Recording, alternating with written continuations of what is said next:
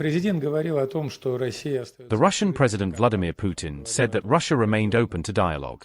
He noted that some progress had been made within the trilateral discussions and added that we would welcome the continuation of US mediation efforts. The Kremlin is ruthlessly rubbing salt into Kyiv's gaping wounds today, gleefully watching as Ukrainian President Zelensky's once promising heir apparent now sits humiliated in the corruption dock, facing charges that could shatter the regime from within. Is Vladimir Putin's brilliantly calculated wait-and-see strategy finally paying off in spades, as mounting scandals deliver a devastating hit to President Zelensky's carefully polished image, leaving Ukraine's leadership looking weaker by the day? The Zelensky camp is now coming under withering fire from all sides, as his former rising star and potential successor faces a barrage of serious corruption charges that threaten to drag the president himself into the swirling vortex of scandal. Russia is boldly signaling genuine progress toward peace in this brutal conflict, with Kremlin insiders declaring that President Putin stands fully ready to end the war at any moment, provided Kyiv finally swallows its pride and makes the right moves. President Putin has extended a direct and tantalizing offer for an immediate meeting with Zelensky, even as the Ukrainian leader finds himself shockingly under fierce attack not just from Moscow, but from fractures and betrayals exploding right within his own divided camp. The Russian President Vladimir Putin said that Russia remained open to dialogue. He noted that some progress had been made within the trilateral discussions and added that we would welcome the continuation of US mediation efforts. Of course, the progress achieved in terms of the peace process suggests that a conclusion is indeed approaching, but there is no point in discussing any specific details at the moment. As you know, the ceasefire has ended, and the special military operation is continuing. It could stop at any moment, as soon as the Kyiv regime and Ukrainian President Volodymyr Zelensky take responsibility and make the necessary decision. Kyiv is well aware of what decisions need to be taken. Speaking at a press conference at the Kremlin, the president said that he would be ready to meet with Zelensky at any time in Moscow for talks, and also at any other location. However, it only makes sense to meet at any other location if the process is to be fully finalized, and in order to finalize it, a great deal of groundwork still needs to be done. In an interview with Vedomosti newspaper, Deputy Prime Minister Alexander Novak stated that the government had significantly revised down its growth forecasts for the Russian economy over the next 3 years. Specifically, the government has revised its growth forecast for this year downwards to 0.4%. Is the president aware of these figures? How did he react to them? Were any specific instructions issued? Might we expect any personnel decisions in connection with the economic slowdown? Every time there is volatility in the global economy, which, as you know, is currently in decline all over the world, you talk about some sort of personnel decisions.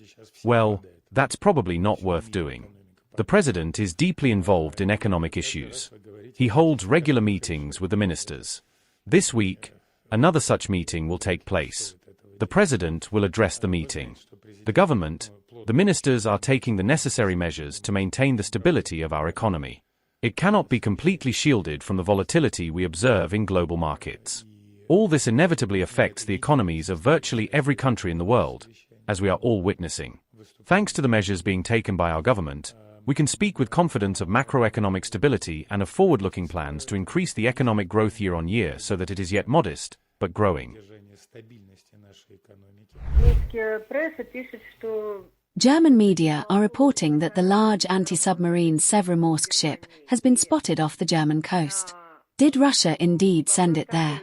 One of the reasons cited is escorting and securing some merchant vessels.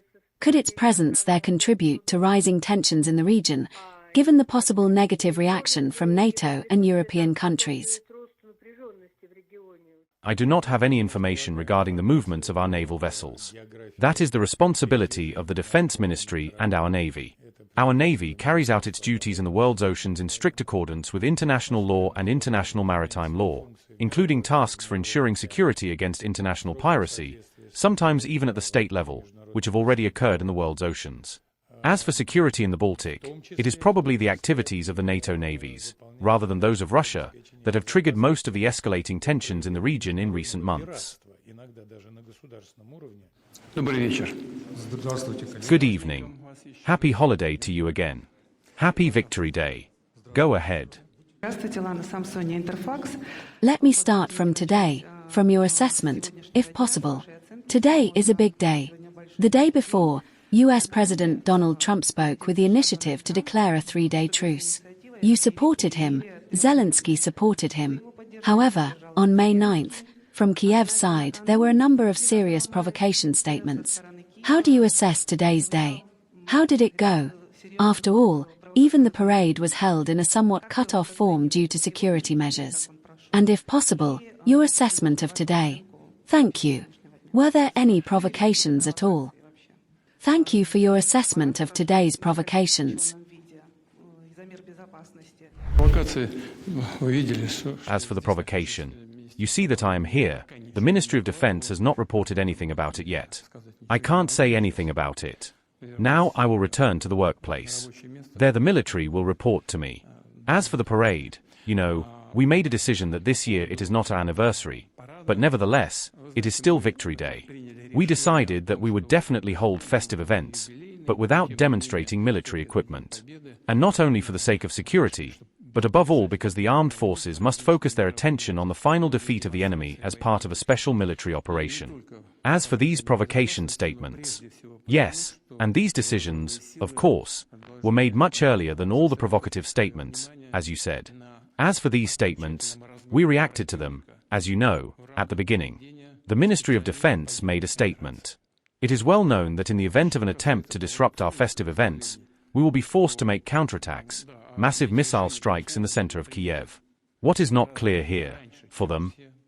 It was supposed to be a response. We did not limit ourselves to this. This was followed by a note from the Ministry of Foreign Affairs. This is a document, not just a statement. But we did not end with this. We started working with our main partners and friends. First of all, with our friends from the People's Republic of China, from India, with some other countries. We also started working with the administration of the United States of America. What kind of work? We just explained the situation to our friends, colleagues, and partners, the situation that can come true. We have no desire to aggravate it. And this could happen, given that all the decision-making centers in Kyiv are located directly close to diplomatic institutions of a number of countries. There are dozens of them. This is the issue.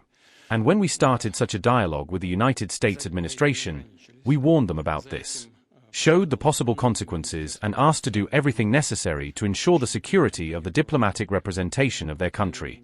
As a result of all these discussions, the President of the United States, Mr. Trump, initiated an additional 2-day truce and prisoners of war exchange. We immediately agreed with this, especially since this is, in my opinion, justified proposal and dictated by the idea of respect for our common victory over Nazism and which clearly bears a pronounced humanitarian character.